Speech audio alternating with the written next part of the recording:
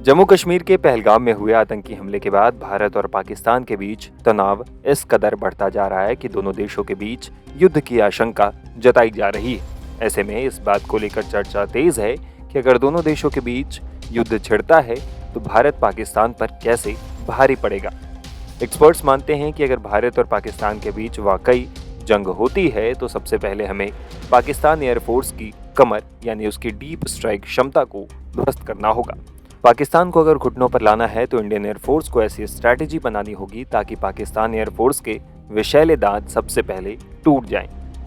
अगर पाकिस्तानी एयरफोर्स की deep strike क्षमता को भारत न्यूट्रलाइज कर देता है तो दुश्मन देश के पास हथियार डालने के अलावा कोई और विकल्प नहीं बचेगा।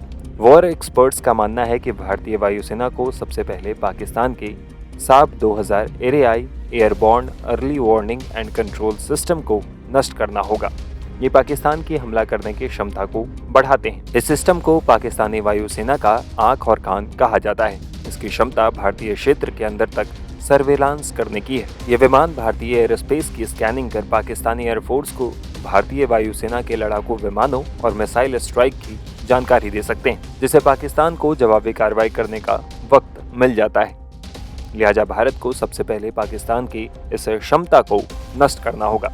इस क्षमता के नष्ट होने के बाद उसके लिए अन्य बलों के साथ कोऑर्डिनेशन बनाना मुश्किल हो जाएगा। इसके लिए भारत अपने बराक 8ER और S-400 ट्रायम्फ जैसी एडवांस एयर डिफेंस सिस्टम का इस्तेमाल कर सकता है। इन दोनों को इसी काम के लिए डिजाइन किया गया है।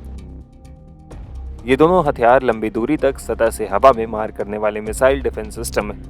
इनका रेंज 250 किलोमीटर से 400 किलोमीटर के बीच है, यानी युद्ध की स्थिति में जैसे ही पाकिस्तान अपने AWACS सिस्टम को एक्टिव करे, भारत इसे नष्ट कर दे।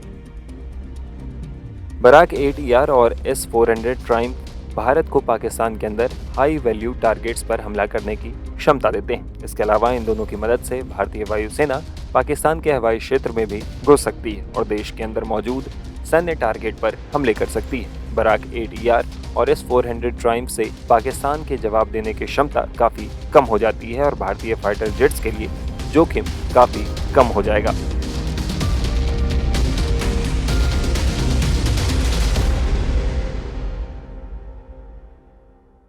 युद्ध की तरफ बढ़ता जा रहा है।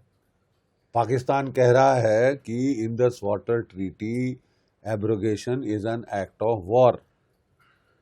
तो मेरा ख्याल तो पहल वी आर द विक्टिम, हमको पहल करनी चाहिए। हमें वेट नहीं करना चाहिए कि वो कुछ करे। देखिए, पाकिस्तान सब हदें पार कर चुका है। जनरल आसिम मुनीर पगला गए हैं, उनका कार्यकाल खत्म हो रहा है।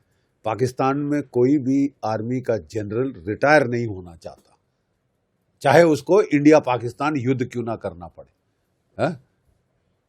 हजारों लोग मर जाएं, उसे फिक्र नहीं। उसको तो अपनी नौकरी जो है ऐश महल में बड़ा पसंद आ गया है, रहना ज्यादा है। उसने 6 दिन पहले एक बड़ी बेवकूफ़ी की एक इडियोटिक स्पीच दी, जिसका कोई सर पैर समझ नहीं आया साहब। दुनिया भर में उस दर्जे पे, उस ओहदे पे एक न्यूक्लियर आर्म्ड कंट्री का जो आर्मी चीफ है, जो कि असली रहनुमा है, मैं बाकी सब तो मुखौटे वाले नाटकीय कठपुतलियां हैं, ठीक है।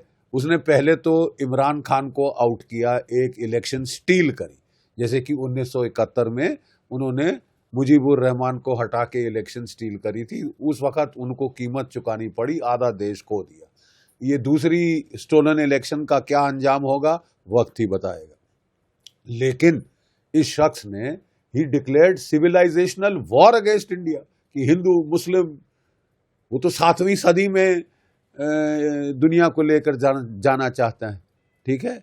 और उसके 6 दिन बाद ये जो उकसाऊ भड़काऊ स्पीच थी, बयान था, उसके 6 दिन बाद वो पहलगाम में कत्ल गारत कर दिया साहब। कोई 28 हमारे बेचारे बेकसूर हिंदुस्तानी, जो वहां पे केवल क्या कसूर क्या था साहब कि वो ठंडी हवा खाने गए थे पहलगाम, वहां उन्होंने गोलियां खाई। हमारी औरतों का रुंदन सुनकर खून खौल जाता है। It boils my blood. बेटियां, बेचारी बच्चियां हमारी अपने पतियों की लाशों के पास बैठ के रो रही, उनके सामने मारा उनके पतियों को। हाँ, और धर्म पूछ के मारा, कलमा पढ़ो, हिंदू हो, पतलून उतारो, वगैरह वगैरह। अरे साहब, ये कोई, इज दिस सिविलाइज्ड बिहेवियर? आप कौन सी सदी में जी रहे हैं? आप न्यूक्लियर आर्म पावर हैं, आप तो खतरा हैं पूरी दुनिया के लिए, आपके तो न्यूक्लियर डिफैंग करना पड़ेगा इस तरह। तो मुझे बहुत खुशी है कि हमारी सरकार ने भी बड़े सख्त कदम उठाए हैं, इंडस वाटर ट्रीटी एब्रोगेट कर दी है और छोटे माइनर स्टेप्स लिए हैं डिप्लोमेटिक, वो तो हर बार हो जाते हैं। इंडस वाटर ट्रीटी अनप्रेसिडेंटेड है। 65 के युद्ध में, 71 के युद्ध में और कारगिल के युद्ध में कभी इसको छेड़ा नहीं गया, अब इसको छेड़ा गया है और पाकिस्तान की हवा खिसक गई। तो ठीक है, इंडस वाटर ट्रीटी को लेकर वो इंटरनेशनल कोर्ट में भी जा सकते हैं पाकिस्तान इसको लेकर? अरे जाए भाड़ में जाए ना, क्या कर लेगी international court? Treaty making is a sovereign function of state. हमने ट्रीटी बनाई, हम उसको, जब इस तरह का बिहेवियर पाकिस्तान से आ रहा है तो हमारे पास और कोई चारा नहीं है but to abrogate that treaty. ठीक है, लेकिन प्रॉब्लम यह है कि इस ट्रीटी का इफेक्ट एकदम अपेरेंट नहीं होगा। आपको डैम बनाने पड़ेंगे, आपको पॉन्डेज इंक्रीज करनी पड़ेगी, जहां से जो पानी जा रहा है पाकिस्तान की तरफ उसे रोका जाए, तब पाकिस्तान छटपटाएगा। ऑलरेडी प्रॉब्लम्स आ रही हैं पंजाब और सिंध के बीच में, उनके जो सूबे हैं पंजाब के और सिंध के, कि भाई पानी तुम मेरा मार रहे हो, तुम ये कर रहे हो, वो कर रहे हो। तो इसके चलते आपको आपने पाकिस्तान को झंझोड़ तो दिया है, लेकिन मेरा सिर्फ कहना ये है कि ये पर्याप्त नहीं। और मुझे बहुत खुशी है कि कल हमारे प्रधानमंत्री जी ने खुद कह दिया है, एक बड़ा क्लियर रॉयट एक्ट पढ़ दिया है पाकिस्तान को, और अगर भाषा में कोई प्रॉब्लम थी तो उन्होंने अंग्रेजी में भी बता दिया है कि साहब आपको इसकी कीमत चुकानी पड़ेगी। और ये जो कीमत है, अब थोड़ा ये कॉस्ट एंड कॉन्सिक्वेंसेस इस दर्जे से बढ़ाने पड़ेंगे, ना केवल इंडस वाटर ट्रीटी, वहाँ कहानी ख़त्म नहीं होती, आपको काइनेटिक मिलिट्री एक्शन भी लेना होगा, नहीं तो ये सिलसिला बंद नहीं होगा।